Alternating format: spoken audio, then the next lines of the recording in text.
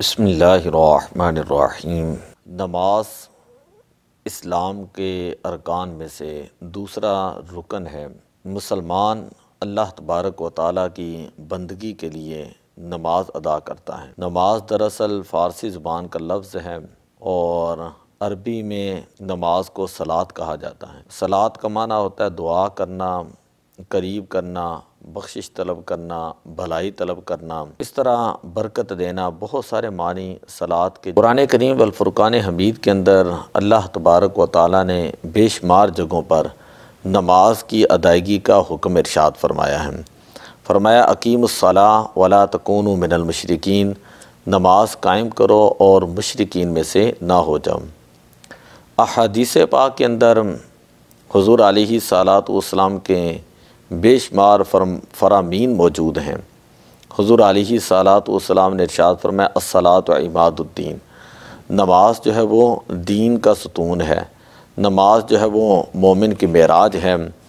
और इन्ना अहदकुम इदा सल्ला युनाजी रब्बहु, बुखारी शरीफ की रिवायत है, जब तुम में से कोई शख्स नमाज अदा करता है गोया कि वो अपने रब के साथ जो है वो सरकोशी कर रहा है।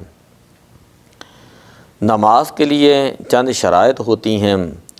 सबसे पहली तहारत व पाकीज़गी, कि नमाजी जो है उसका जिस्म पाक हो, उसका लिबास पाक हो, जिस जगह नमाज अदा कर रहा है वो जगह पाक हो। दूसरे नंबर पर है सितर औरत। सितर का मतलब ये है कि जिन आज़ा को छुपाना लाजिम है वो नमाज के लिए, नमाज के अंदर मर्द और औरत पर ज़रूरी है कि उन आज़ा को जो है वो ढांपा जाए। मर्द के लिए ज़रूरी है कि जिस्म को कंधों और नाफ से घुटनों तक छुपाए, और नमाज में औरत अपने हाथों, चेहरे और पाँव के अलावा तमाम जिस्म को ढांप कर जो है वो रखेगी। इसी तरह नमाज की शराइत में से वक़्त का होना ज़रूरी है।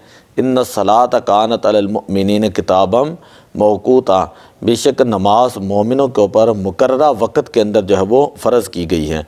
नमाज के लिए दियत का होना ज़रूरी है। नमाज के लिए क़िबला रूह जो है वो होना ज़रूरी है। और नमाज के आदाब में से वो तादील अरकान है। तादील अरकान का मतलब होता है कि हर रुकन को ठहर ठहर कर और आराम के साथ जो है वो अदा किया जाए। इसी तरह नमाज के लिए हुजूर क़ल्ब का होना ज़रूरी है कि इंसान की यकसुई हो, पूरी तवज्जो जो है वो इंसान की नमाज के अंदर हो। इसी तरह नमाज जो है उसके लिए आजिज़ी और इनकिसारी का होना ज़रूरी है। जब इंसान नमाज अदा करता है तो वो उसे चाहिए कि पूरी आजिज़ी और इनकिसारी के साथ अल्लाह की बारगाह में खड़ा हो और वो देखे कि किस अजीम बारगाह के अंदर वो खड़ा है। इससे इंसान के दिल के अंदर एक तक़वा पैदा होगा और इंसान के दिल का एक तज़किया होगा, इंसान के दिल की जो है वो सफाई होगी। नमाज जो है वो इंसान को बंदगी का एहसास दिलाती है। नमाज के इनफरादी फ़ायदे में से ये है कि इंसान को बंदगी का एहसास दिलाती है। इसी तरह नमाज इंसान को अपने रब के करीब करती है। नमाज इंसान को गुनाहों से बचाती है। नमाज इंसान को गमों से निजात देती है। और नमाज से इंसान वो पाकीज़गी हासिल करता है और उसको वक्त की पाबंदी का पता चलता है। और इसी तरह नमाज के लिए जब वो सुबह उठता है तो इंसान को जो है सुबह उठने की आदत जो है वो इंसान को जो है वो पैदा होती है। इसी तरह नमाज पढ़ने से इंसान गुनाहों से बच जाता है। एहसास ज़िम्मेदारी इसके अंदर पैदा होता है। बावकार इंसान जो है वो इज़्ज़त वाली और शराफत वाली जो है वो ज़िंदगी गुजारता है।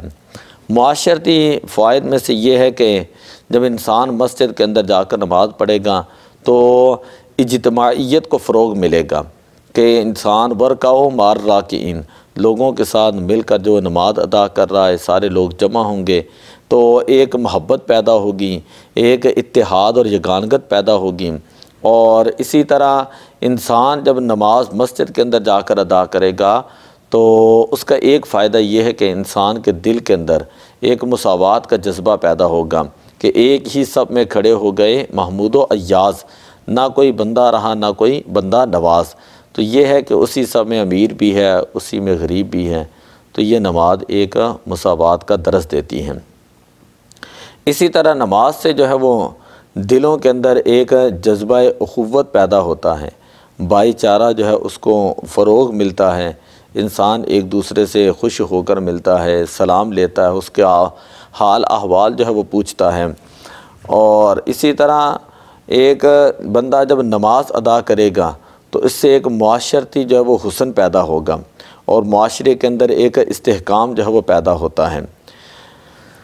जो लोग नमाज तो अदा करते हैं लेकिन नमाज के अरकान जो है वो अदा नहीं करते, नमाज की जो है वो तादील अरकान का ख़्याल नहीं रखते, सही तरीके से वज़ू का ख़्याल नहीं रखते और ना रुकू सुजूद का सही तरह ख्याल रखते हैं, तो ऐसी नमाज़ें कल क़यामत वाले दिन उन लोगों के मुंह के ऊपर जो है वो मार दी जाएंगी। तो नमाज के लिए ज़रूरी है कि इंसान जो है वो कम अज़ कम पूरी तवज्जो करे कि मैं अल्लाह ताला की बारगाह में जा रहा हूँ और इससे मेरे गुनाह जो है वो माफ़ होंगे। हदीस पाक के अंदर आता है, हुज़ूर अलैहिस्सलातु वस्सलाम ने फ़रमाया कि अगर किसी घर के सामने अगर कोई नहर हो और वह शख्स उसके अंदर 5 मरतबा दिन में गुस्ल करे तो क्या उसके जिस्म पर मैल कुचैल रह सकती हैं? सहाबे कराम ने अर्ज़ की, नहीं या रसूल अल्लाह। फिर हुज़ूर अलैहिस्सलातु वस्सलाम ने फ़रमाया कि यही हाल नमाजी का है, जब वो नमाज 5 वक़्त की अदा करता है तो उसके जिस्म से जो मैल कुचैल होती है वो सारी की सारी जो है वो दूर हो जाती हैं। इसी तरह एक मरतबा हुज़ूर अलैहिस्सलातु वस्सलाम आप पतझड़ के मौसम में बाहर तशरीफ़ लाए, आपने एक शाख को पकड़ा और उसको हिलाया तो उसके सारे पत्ते जो है वो गिर गए। तो हुज़ूर अलैहिस्सलातु वस्सलाम ने फरमाया, जब बंदा नमाज अदा करता है तो उस बंदे के जिस्म से इसी तरह गुनाह जड़ जाते हैं जिस तरह इस शाख और टहनी के पत्ते जो है वो जड़ चुके हैं।